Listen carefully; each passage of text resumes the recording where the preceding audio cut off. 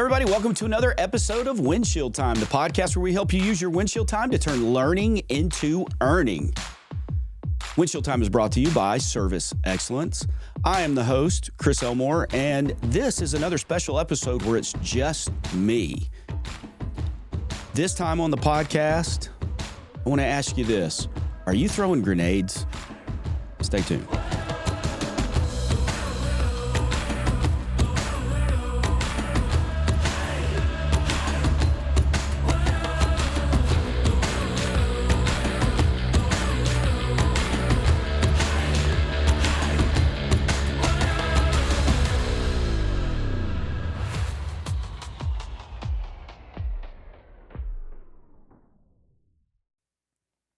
So as many of you know, if you listen to the last podcast, Alex Walker, our esteemed producer, who is he's a licensed, certified, registered cinematographer. Is that right? Yeah, you could say that. I'm not literally licensed, but yes. So you don't have a card in your wallet that says cinematographer? Unfortunately not. Well, how can you be a cinematographer? I just call myself one. So you didn't go to trade school or qualify in any way? No. There's a union, but I'm not a member. Okay. So Alex Walker is an alleged cinematographer. No, I'm just kidding. He's got movies on what? Netflix, Amazon? Yeah, Amazon. You want to plug one? Go plug one. Sure. There's House of Abraham. Just hit streaming. You can buy it on Blu-ray, DVD. Check it out. Okay, House of Abraham. Alex Walker, everybody. That's where you input the applause. Oh, it'll be input for sure. Not as loud as the one when I said my name in the opening. Yeah, I believe that's in the contract. It is? As you demanded. What do they call those things that are added like that to an actor's contract? Like a rider? A rider, yeah. Where's my green peanut M&Ms and Starbucks, Alex? Your zebra cakes will be my your next zebra time. Cakes. Don't get me started on Little Debbie. So I ask a question at the front. Are you throwing grenades? And let me disclaimer. I'm not intended to offend anybody when I ask a question like that. I'm not alluding to anything. But I am going to refer you, and it's good we got Alex here because he's probably shot some things like I'm going to talk about from movies today. So this is all hypothetical, but I think it's going to draw I think it's going to make a good point for you. It seems to have when I've done it with groups of technicians. And so I ask you, are you throwing grenades? So let's set a scene real quick here, Alex. Have you ever shot in a movie a scene where an explosion goes off near a character? They're knocked down, they're disoriented, but they're not mortally wounded or anything like that. Have you ever shot a scene like that? I have, yeah, several times. Yeah. And so as a filmmaker, we enhance that scene, right? And so when the person is adjacent to an explosion, like a grenade. Somebody threw a grenade and somebody yells, "Grenade!" And then all of a sudden it goes off. The character usually finds themselves on the ground, maybe unconscious, right? Yeah, dazed and confused. Okay, dazed. All right. Had to do it. Dazed and confused. And so I want you guys out there to think about that character and if you were in their position. And so here's the scene. You're sitting at this outdoor cafe, having a coffee. Out of nowhere, grenade! Explosion happens. You're not mortally wounded. You're shaken up. All of a sudden, though, it goes off, and you find yourself on the ground, and there's debris around. There's smoke, and you can't really hear, and you just have this ringing in your ears. Right, Alex? That's how we'd probably put some sort of sound effect. Oh, yeah, 100%. Okay, it'd be like just a high-pitched whistle or something like that. And it's also muffled. So people you might hear noises, but they're not clear. So here's this person on the ground. They're dazed. They've got this loud ringing in their ears. Everything is muffled. And their first thought is confusion. What just happened? I was not expecting that. Sitting here at the little table outside this cafe, drinking my coffee, enjoying the sunshine, and bam, this explosion. Someone tossed a grenade and this explosion happened. And that person's down on the ground. They're disoriented. They have no idea what's up. So they can't hear well, that loud ringing in their ears, the muffled sounds coming from everybody. Someone may run up and it's like, are you okay? But that's not what they hear. They hear, okay. If you're that person that just was involved in that explosion and you're laying there, the first thing you're going to do is check yourself, right? Is that what you do, Alex? Make sure you're whole. Yeah, I don't want to be missing any arms. Yeah, you're not. That went dark quick. Yeah, you're not injured. You want to make sure you're not injured and you're okay. But your thoughts are, what the heck just happened? I need to get out of here.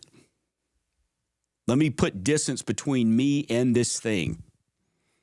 So you see the characters stand up and they're stumbling and they're just trying to get away. They're looking around. They don't know what's going on.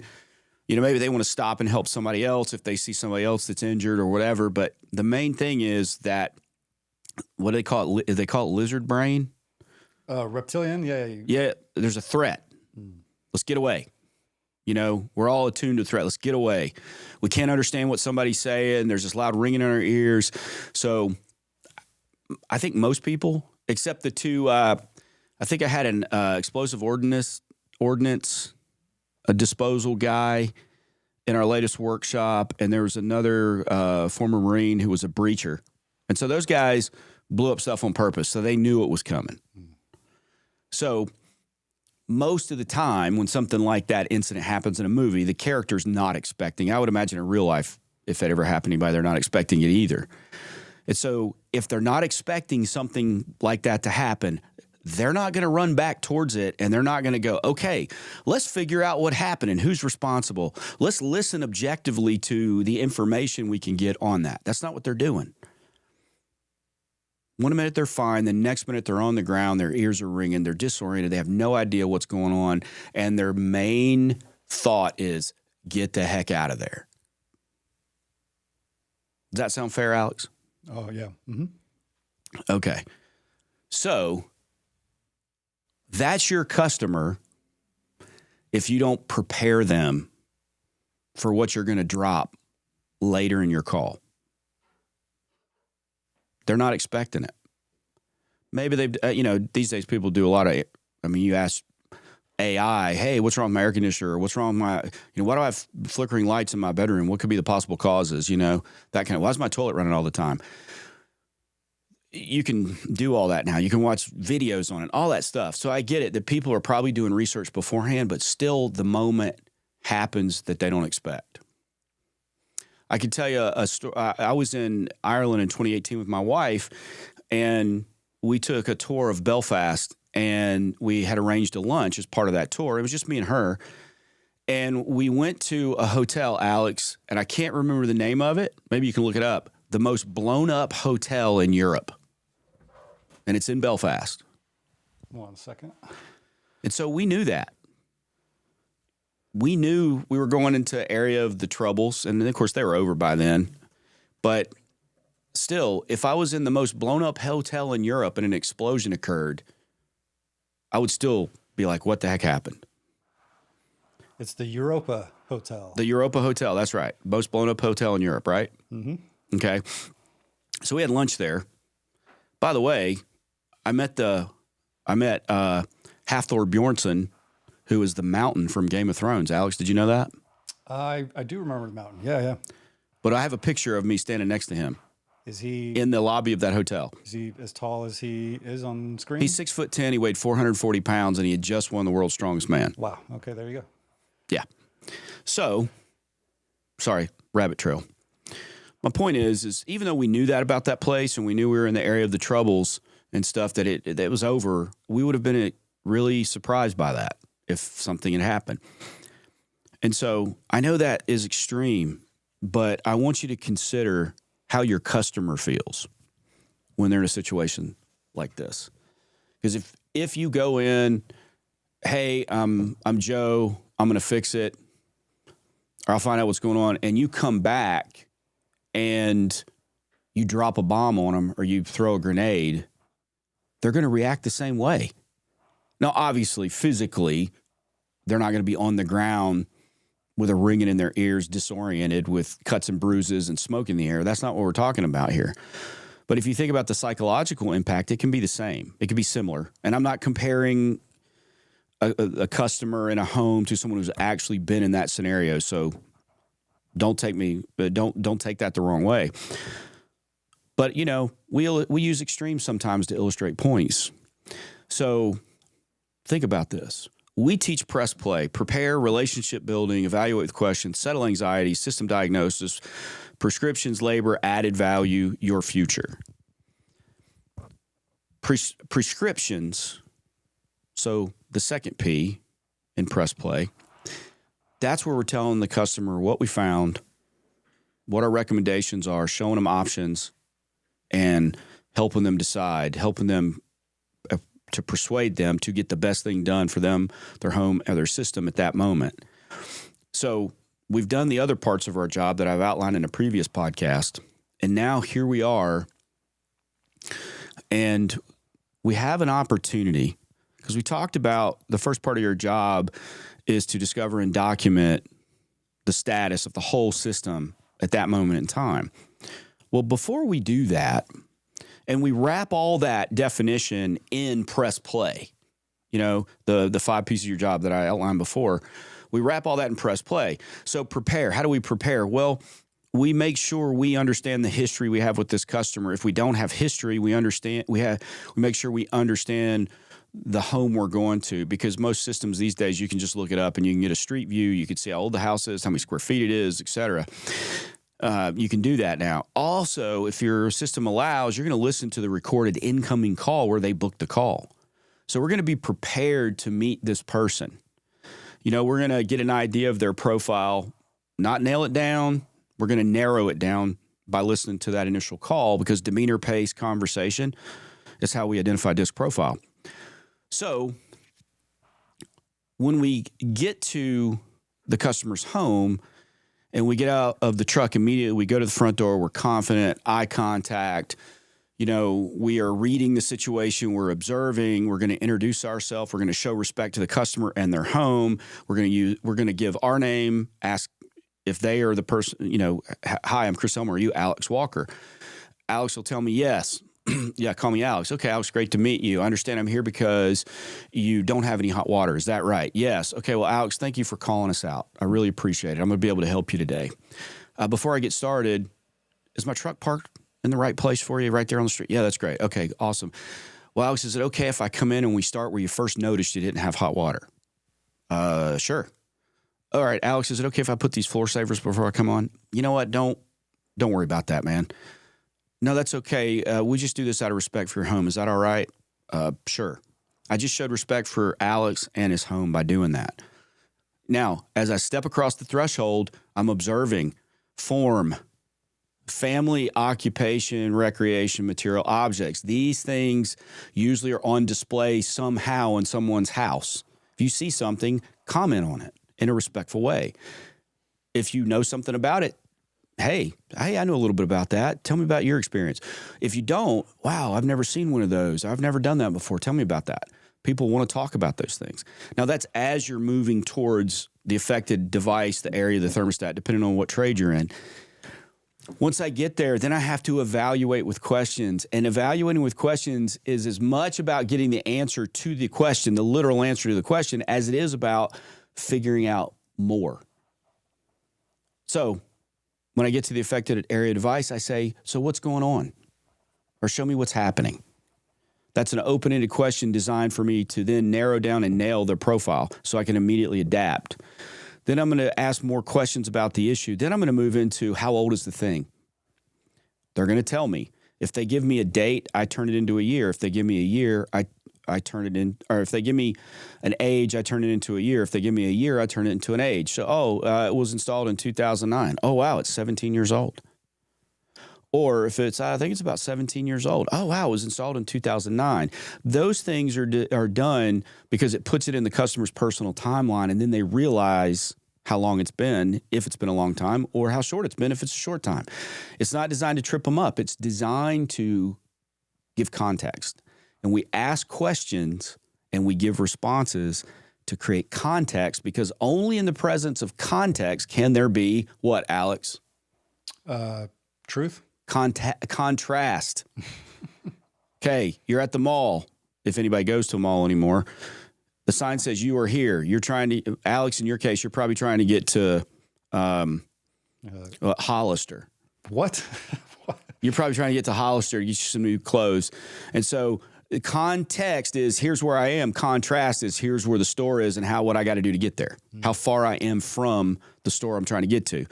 So that's what we're trying to do here is we're trying to set context so we can set contrast. So I'm going to ask about the age. And when they tell me, I'm going to do what I said with the year, the age, or the age to the year for the reason of putting it in their personal timeline establishes context. Also, further context. Well, in our area, these things usually last from this range of time. If it's good, tell them, man, you've got a lot of life left. If it's outside of the range on the high side or getting to the high side, you say, well, you've done a great job to get the life you've had out of it. And this is how long they last with regular maintenance. By the way, when was your last time you had regular maintenance? I don't remember, 2 years ago. Okay, well, most manufacturers recommend, and we certainly suggest that you have it done in this interval. Okay, that sets context. Oh, I should have had it maintained more than I have. How far am I behind? That's contrast.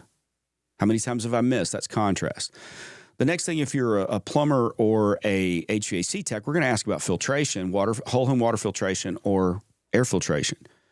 So what type of water filtration do you have? Do you have whole home water filtration or just point of use?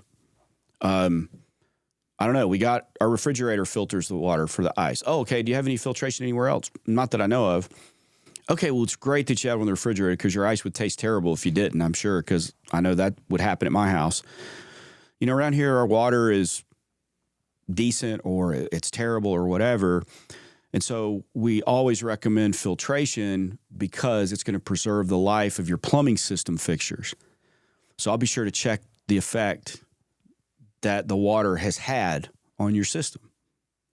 So what's up? Age, maintenance, filtration. If you're electrical, you can't ask that, but you can ask if there's been any upgrades or anything like that on the system. And then the last thing we're going to ask is there anything else? Again, we're setting context so we can set contrast. How old is it? It's this old. Oh, context, they last this long. Contrast is how old theirs is compared to that. How much life do they have left, or are they past it? Maintenance. Maintenance is recommended. When was the last maintenance you had? Maintenance is recommended in this interval. When was the last time you had it? Context is what the interval should be. Contrast is actually how much they've done. If they've done it every year, awesome. Or if they've done it the right praise them.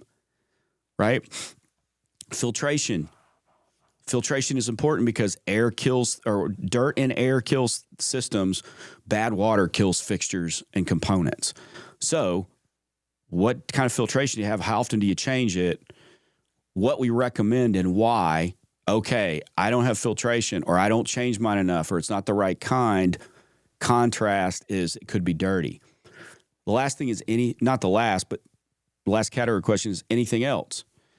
So Alex, if I said to you, is there anything else on your system you want me to look at? And you're in a situation where you've got no hot water, what do you want from me most? Hot water. Hot water. Is there anything else you want me to look at? It's very easy to say, no, just get me hot water. If I say, is there anything else you've noticed with the plumbing system, Alex, like gurgling sounds or slow drains, odors, anything like that, all of a sudden now you're going to think about that. And if there's one of those things, you're going to tell me, well, yeah, I have noticed this. But if I just ask you, is there anything else, you'd probably tell me no, because you're focused on getting the hot water. So I'm going to do the anything else. Context. These are common issues that people live with that they don't have to live with. Contrast is I have one of those. I'll be sure to take a look at that, Alex. So those are my questions. Now, the next I'm going to go into credibility, agenda, price.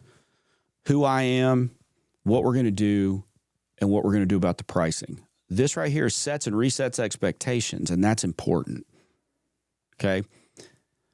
So, Alex, I'd like to tell you a little bit about myself and what I'm going to do today to help to find what's wrong with the hot water. Is that okay? Sure. So, Alex, I've been doing plumbing for 30 years. I've been in tons of homes in the area, working on systems just like this. I'm certified by X certification. I'm licensed by the state. Of course, our company, because we've been here before and we've been around for 35 years and thousands of customers trust us. You can see that based on our reviews on Facebook and Google. So what I'm going to do today is I'm going to go through my plumbing diagnostic and safety inspection and check the critical areas of your plumbing system. This will help me find out why you don't have any hot water. It'll also help me find if there's anything contributing to that or some other problem that you're unaware of. Now, I'm going to rate everything red, yellow, and green. Green is good. Yellow means it's an issue that's going to cause a future problem. I just don't know when. Green or red means it's broken, it's unsafe, or causing property damage, and we need to take care of it immediately. Now, this will take me about 30 minutes. When I'm done, I'll come back to you. I'll have recommendations for anything that's red or yellow. I'll have options for you with pricing. We'll talk about all of it, and I won't do anything without your permission. How does that sound? That sounds good to me. Okay, great. So let's stop and think about what I did. I basically told Alex, fire in the hole. And if I said that to you, Alex, we're just walking down the street, I said, fire in the hole, what would you do? I'd get prepared for an explosion. You'd be prepared, right? Mm-hmm. Okay. So think about all this in the front as preparing the customer, because here's the thing. You prepare the customer with a great introduction to show them respect and show their property respect so they feel more comfortable with you. Okay? You ask the questions at the thermostat to set context so there can be, or at the thermostat, whatever, the affected area device. We might be standing in the master bathroom or in the basement by the panel. What we're doing is we're setting context so we can have contrast, and that is the magic piece right there, because if I ask you what's up and you tell me that's great, if you have an old thing that hasn't been maintained and is dirty, Alex, would you be surprised if I told you had a problem with it? No. So it's old, hasn't been maintained like it should have been, and it's dirty. I mean, you wouldn't be surprised if there was something wrong. If I knew that it wasn't maintained, then and here's the thing. I have to tell you the interval when I'm doing that. I have to make those statements to you because it's a conversation, not an interview. So I'm telling you these things, and so I'm setting context so there can be contrast in your mind. When I do that, your expectation is not that you're going to have to replace it or you're going to have to spend a lot on it, but you are more prepared for me to tell you that if that's the case.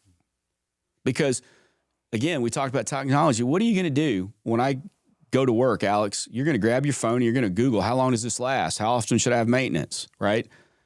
How's the water in this area? What kind of filter should I? You're going to do all that stuff, probably. And what you're going to find is what I've just told you. And so when I come back to you, because I've also told you, I've settled your fears, your anxieties, because I've answered unspoken questions. Who is this person? Can he fix it? What is he going to do? How long is it going to take? How will I know about the price? Well, I get to decide. I just took care of all that. So now you feel a little more comfortable with me. In addition to my greeting, credibility, Jenna Price makes you more comfortable with me and what the process is going to be. And I've set context and contrast in the middle so that when I come back to you later, hey, Alex, here's what I found. Well, remember how we talked about the filter? Yep. And it needs to be changed more often. And you probably need, and the little stuff still gets through. Well, here's the effect of that. Or, you mentioned you don't have your whole home water filtration, and let me show you what the effect of that is. Or maybe it's maintenance, or, Alex, we talked about it, these things last this long, and of course yours is older than that. And so here's some things we found because of that. I'm tying back to what we talked about earlier, and you've had 30, 45 minutes to prepare and let all that sink in and do whatever you're doing research-wise in the meantime, so that when I come back, you're more likely to trust me, you're more likely to listen to me, and you're not going to be sitting there on the ground with the ringing sensation in your ears, disoriented and wondering, what the heck, I got to get out of here. So ask yourself, are you throwing grenades when you just go to a customer and you don't do these things up front. And I'll tell you right now, credibility, agenda, price is the one most people leave out because they're uncomfortable doing it. The only way you're going to get comfortable is if you practice it. Write it out. Know what you're going to say. Don't sound like a robot. It's not about a script. A script helps you get the points down, and then you put it in your own style and words. But it's still the same thing, credibility, agenda, price. And so these are the things you have to work on so you're not dropping grenades on a customer. So if you want to talk to me more about it, I'd love to hear from you. 254-733-7109 or Elmore at servextra.com, servextra.com. Of course, you can find episodes of the podcast there. Lots of free stuff to download on our website, our upcoming workshops. But please, please, please like and share the podcast and send me suggestions for topics or ask me questions that I can answer for you on the podcast. In the meantime, just remember, at Service Excellence, we help you turn learning into earning. Bye, everybody.